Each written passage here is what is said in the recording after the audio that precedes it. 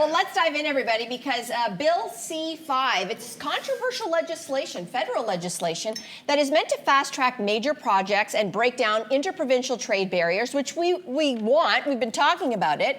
It is expected to pass today out in Ottawa.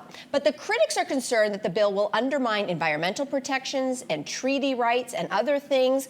We want to get everyone's view on Bill C-5. Is it a necessary bill, like we're trying to build Canada, or is it actually overreach? What do we think? What do we think? I'm going to go for an overreach, and I think every Canadian should be a little concerned about any bill that bypasses Parliament and sidesteps laws, you know, that were debated and planned and finessed sometimes for years and years. And this bill, seemingly, if I'm understanding it correctly, you can step over them. That makes me scared, and I think it should make us all a little scared. Yeah. Interesting. What do you think? I'm definitely sorry. No. To interrupt. I'm very emotional about this topic. I'm an Indigenous person. I'm Mohawk. My mom is a status woman from the Six Nations Grand River. This affects me. This affects my people. And it's hard to talk about because it oversteps the voices of Indigenous people. It affects people's rights. Here in Canada, it affects the environment. When you don't, how can we talk about wanting better and wanting more and truth and reconciliation for Indigenous people when we're not going to include them at the table? How does that happen?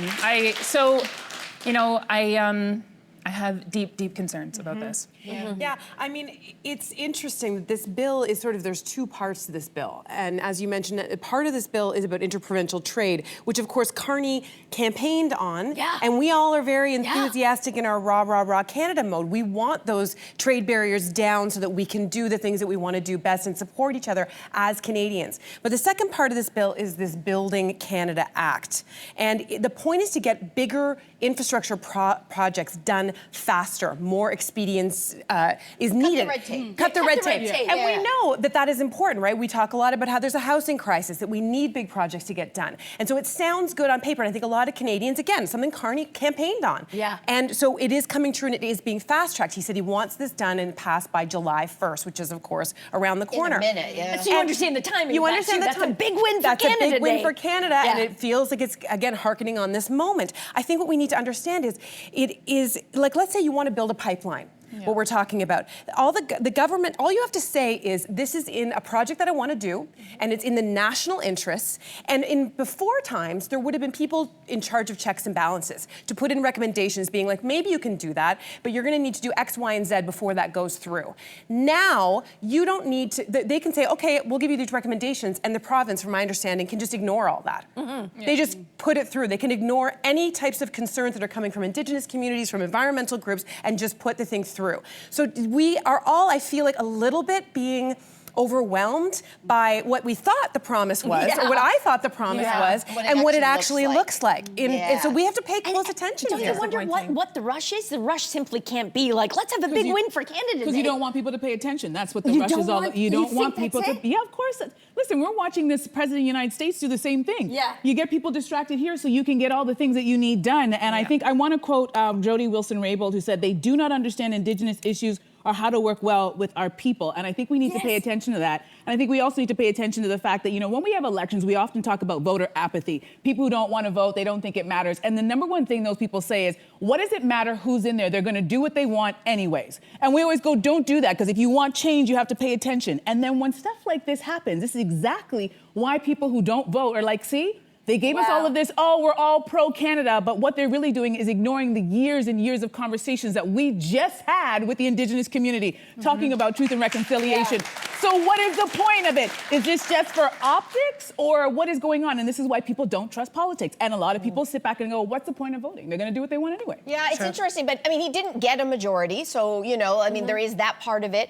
And I'm gonna be absolutely in agreement with you that this leaves out key stakeholders in every conversation, especially Indigenous communities. There is the flip side of this, which is, to speak to your point, Andrea, about Trump. Trump is doing things via executive order. Remember all the photo ops with the stupid marker? And then he's throwing the marker at the rallies. He's doing things with such speed, it's leaving us breathless.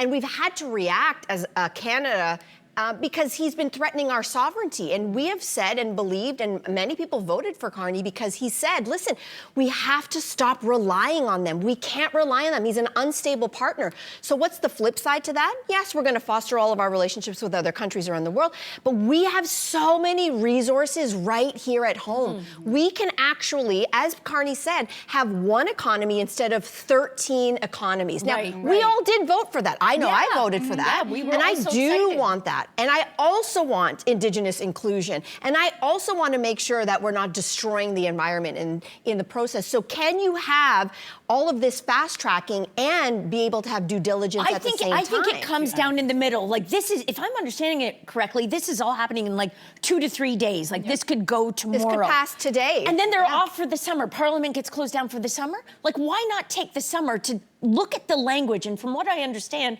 some of the language, it's a very easy fix. Like instead of we may consider Indigenous groups, we must consider Indigenous groups. Done. But I think you answer your own question where it's like, yeah, the timing of this, it's happening very quickly, and then they're all going to go on breaks. And it's like, yes, this is why they're doing it that way. You don't want to have, you don't want to have the discussion. You don't want to have the discussion, right? So, Oh, we're gonna, go on. I'll be watching it. This is going to impact every single one of us. Stay on top of this story. Hey, you, come a bit closer. We've got so many more must-see interviews, spicy debates, lifestyle tips, and pop culture moments. So subscribe to our channel by tapping the logo below and don't miss out.